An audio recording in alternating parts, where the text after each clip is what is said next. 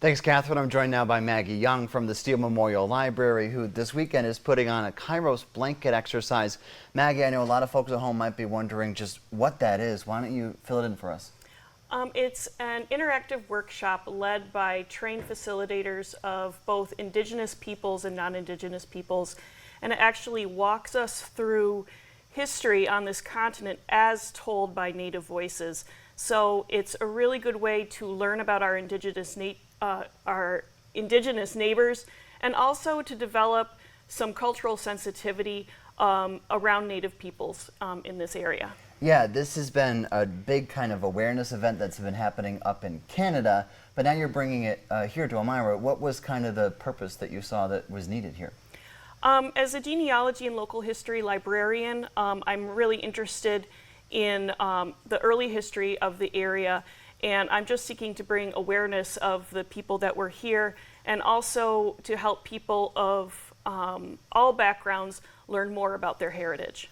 Yeah, who can come to this? Can anyone come to this if they're interested in learning more? Or? That's a great question. The workshop is open to adults and teens aged 13 and older. Anyone younger will have to wait a few years just because the subject nature can be so upsetting. Yeah, you mentioned you're working with a lot of people that are coming kind of out of the area to put on this event. What went into getting them to come here, and have they done this before? What have they learned from this?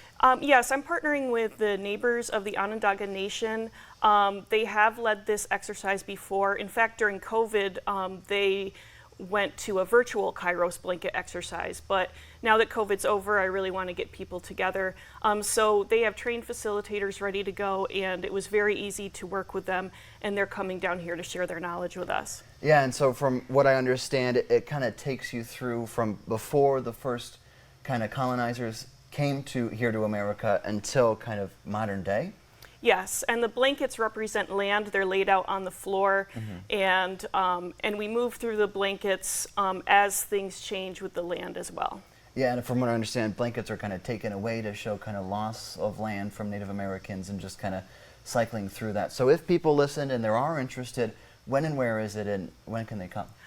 It's Sunday, October 22nd. It starts at 1 p.m. and it goes until 4 p.m. Today is actually the last day to register, so I can give the facilitators an accurate head count. So call the library at 607-733-9175, and you can register for this program. Yep, and we'll have any more information needed up on our website at WENY.com as well. Maggie, thank you so much for coming in this morning. Crystal, we'll send it back to you.